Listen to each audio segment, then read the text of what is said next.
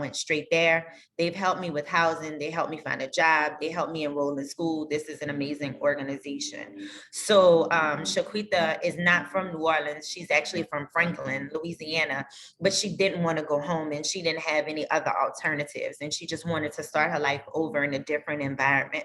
So that is what we offered her by coming to Hope House NOLA. And she is doing amazingly well. We just opened the house in February of last year, and then, COVID happened. We have had 8 women to date in the house, and 3 of the women are successfully on their own, maintaining employment in their own apartments and things of the sort. So we're just really, really excited about the impact that the house has in these women's lives.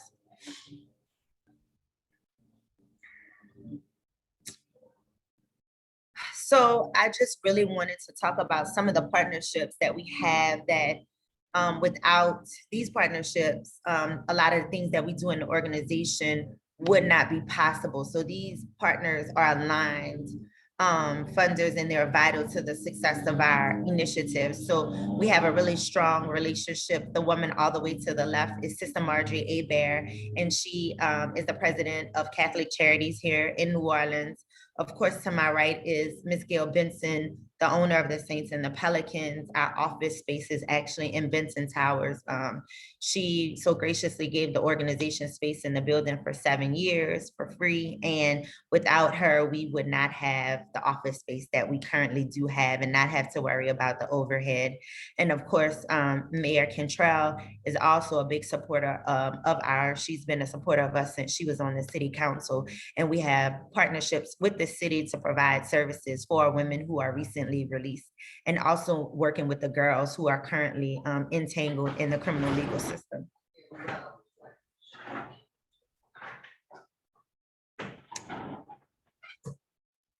So that is the end of my slides. I just wanted to give an overview of the organization as a whole, and kind of just let you all know about the work that we do. And I guess I am open already for questions if we have any that anyone would like to ask.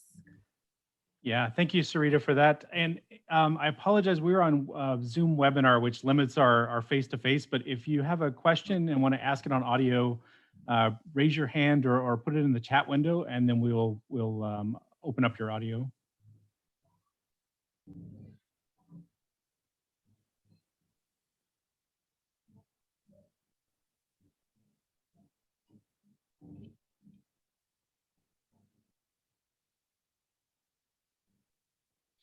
I can only see Tim, I guess the panel on my screen, so I can't see anybody else.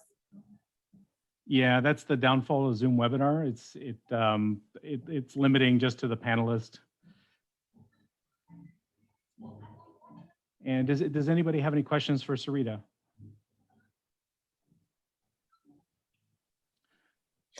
Oh, sorry, go ahead.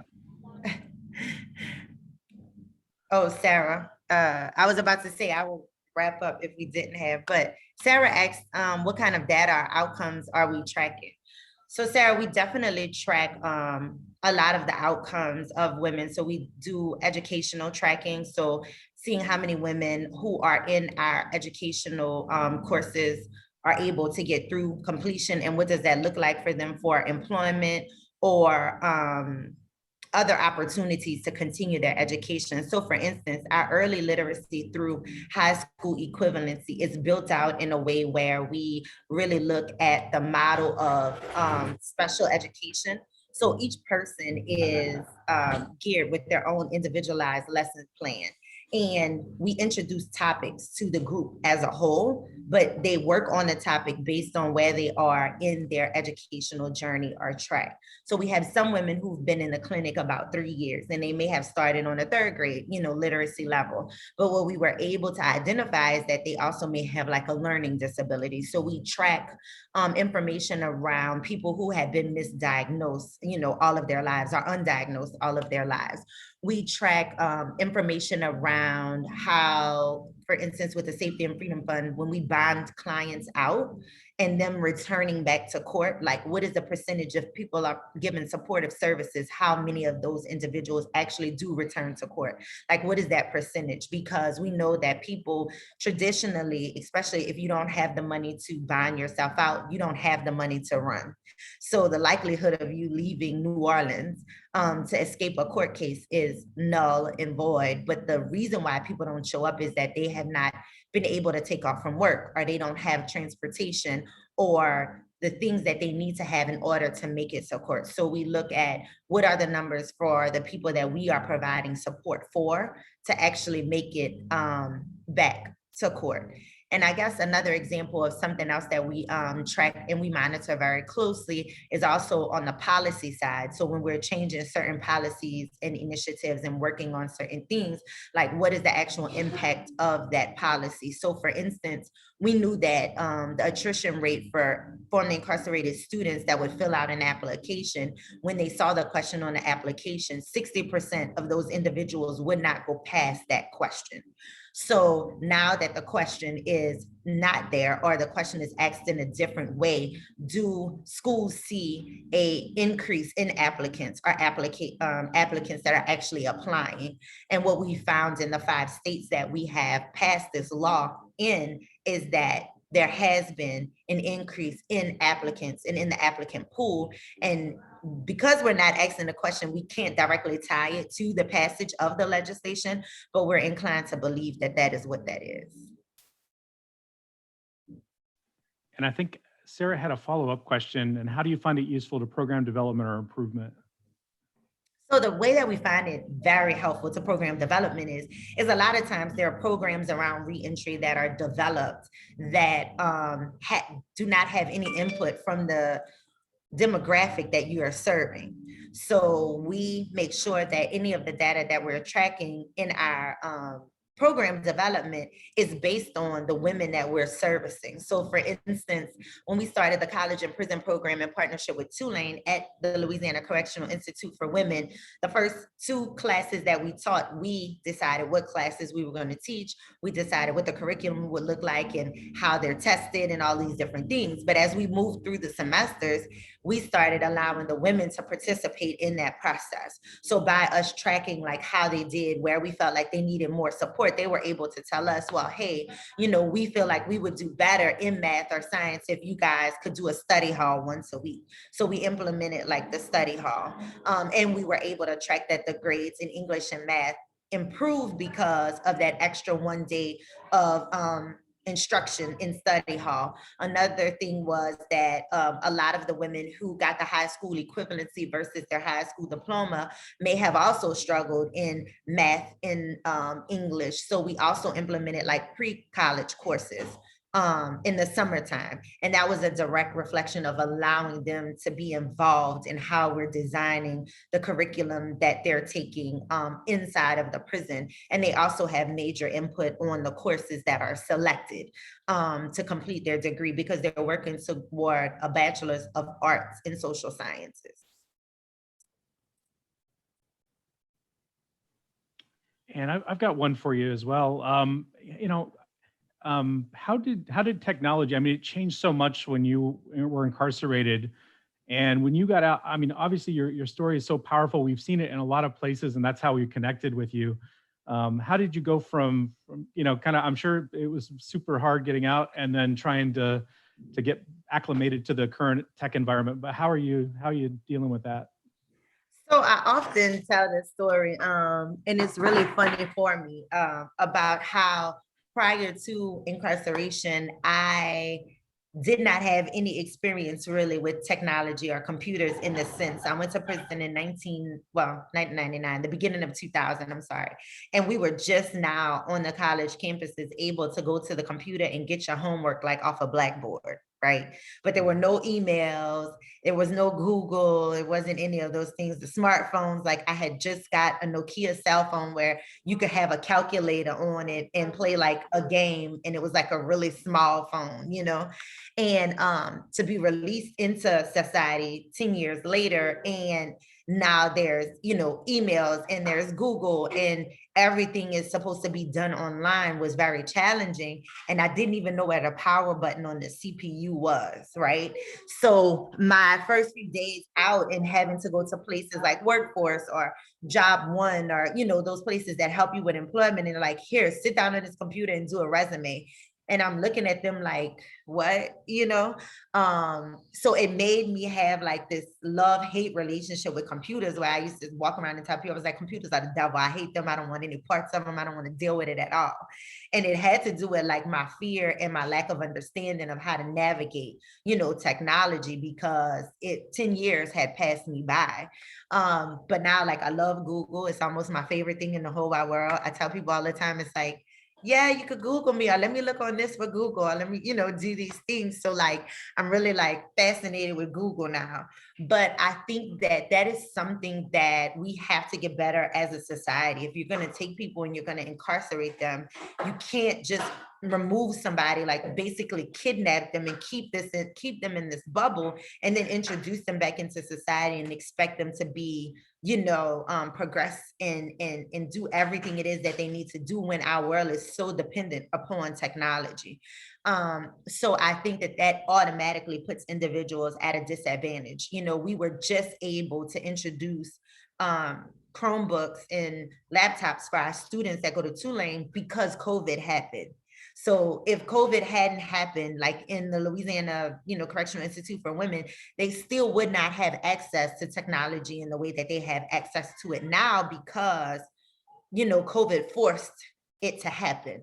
So I think that technology is a powerful tool, and we know that no matter what job, you utilize or you go to, you have to use some type of technology, and it's just integral into the success of people that are coming back into society. So I think that we all have to be a little bit more intentional and give folks a little bit of grace when they're struggling with technology. I feel like I still struggle with it to a certain extent now, but I'm okay and I'm open and I learn, but it's still not my favorite thing, in the world. So we have really good tech people that work at the organization.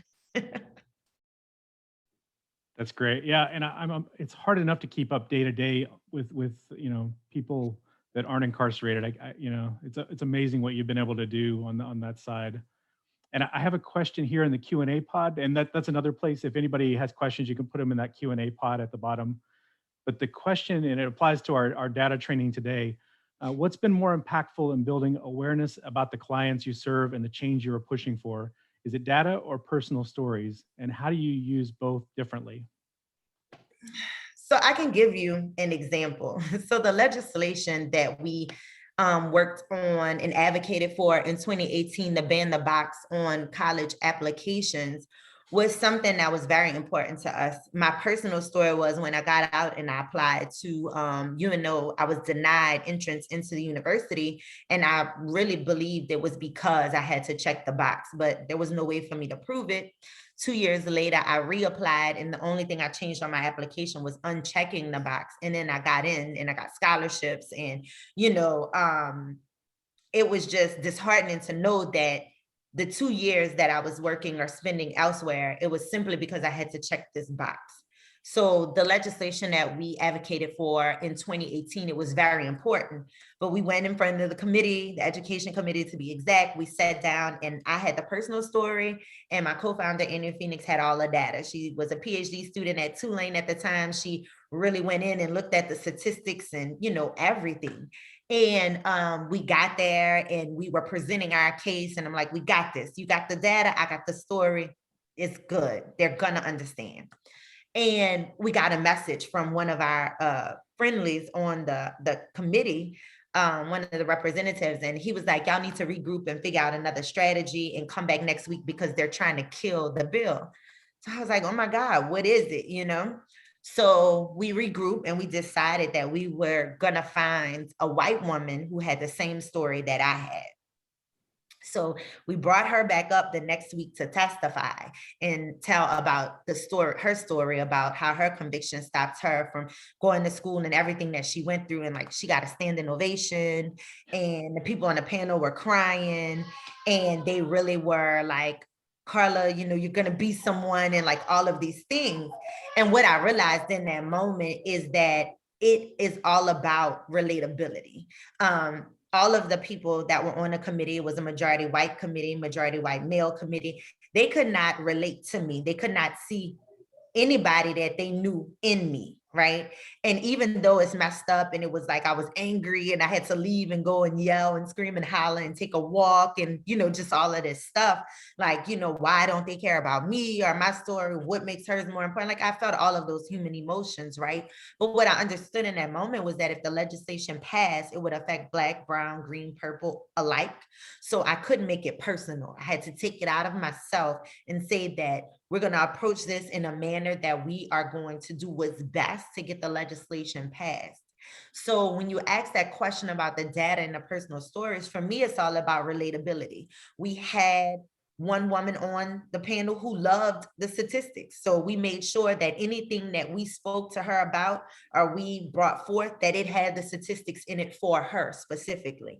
And she would advocate based on statistics about this is awesome and this is amazing. But for the most part, it was the personal stories and individuals being able to relate or know someone. So on the Senate side, there was a gentleman who had never voted in favor of criminal justice reform ever in his entire stay in the legislature. But when we brought up a white man to testify about his struggles with getting his law license after graduating from law school because of his conviction, he was like, my neighbor's son, you know, he was trying to go to LSU and he had straight A's in a community college, but he had a weed conviction. And he could see his neighbor's son in the gentleman that was testifying. So he also became an advocate for us to get the legislation passed.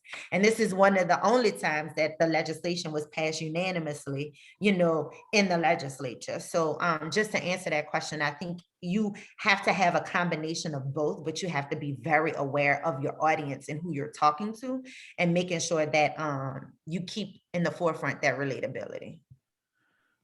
No, it's a really great point. And I think that last question ties in so much with what we're going to talk about in the next session with Dr. Khan. So Sarita, we've got a ton of nonprofits here, you know, small organizations. Do you want to give some final words or advice to the groups that are here today? Oh, you're muted, I'm sorry. Yeah, of course. What I think the one piece of advice that I can give is that if you are leading an organization that is smaller and you have dreams of certain things that happen, you're going to gain people, you're going to lose people along the way, but just stay true to your mission and your values and what it is that you see. So for instance, like we're very intentional about the demographic that we serve. We get questions all the time like, oh, you all don't provide services for men or you don't work with boys. And it's like, no, we unapologetically advocate for women and girls who are involved in the criminal legal system because there's so much need out in this community and in the world as a whole that, you know, you will stretch yourself really thin.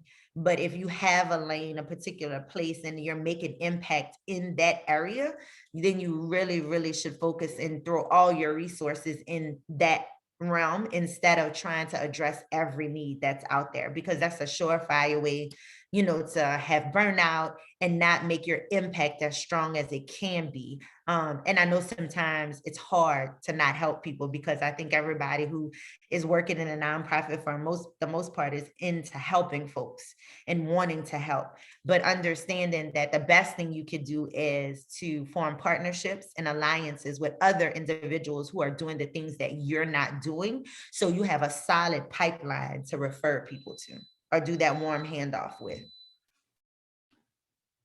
Yeah, and that's really great, Sarita. I really appreciate your time today.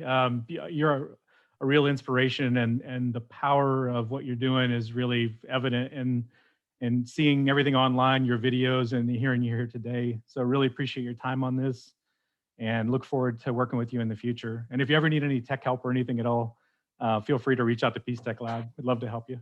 Oh my God, I'm definitely going to reach out to you because we had a call with Microsoft yesterday. And I think the thing that really a lot of the women in our organization struggle with is like that one-on-one walking through the computer. and technology platforms with them. And I hear it over and over and over again. And you would not imagine how hard it is to get individualized time with someone who's really good at that stuff to walk women through. So yes, absolutely. Definitely gonna call you on that. Okay, sounds great. Thank you All again, right. Sarita, and Thank you for yeah, having take me, care. Amelia and Kimmy. Kimmy? Right. Kimmy. It was nice meeting you guys as well. Thank y'all for having me. Thank you, Sarita. That was wonderful. Thank you.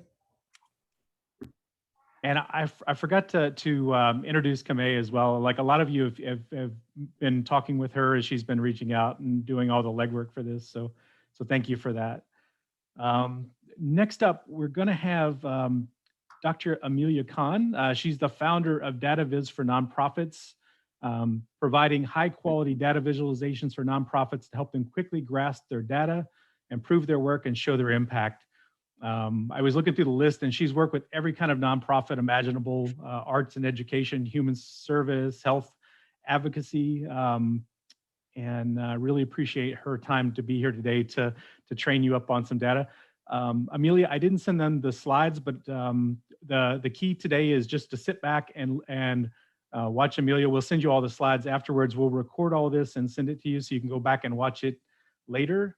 And as we go through, if you have any pressing questions, let us know and we'll interrupt Amelia. Otherwise, you can put your questions in the chat and then we'll ask those at the end. So with that, Dr. Khan, the floor is yours. Thank you again. Great. Tim, can you see my screen all right? I can. Yeah, it looks good. Okay, excellent. Wonderful. Hi, everyone. Great to be with you today. We have a lot to cover, and it's going to be both informative and I hope fun. So fast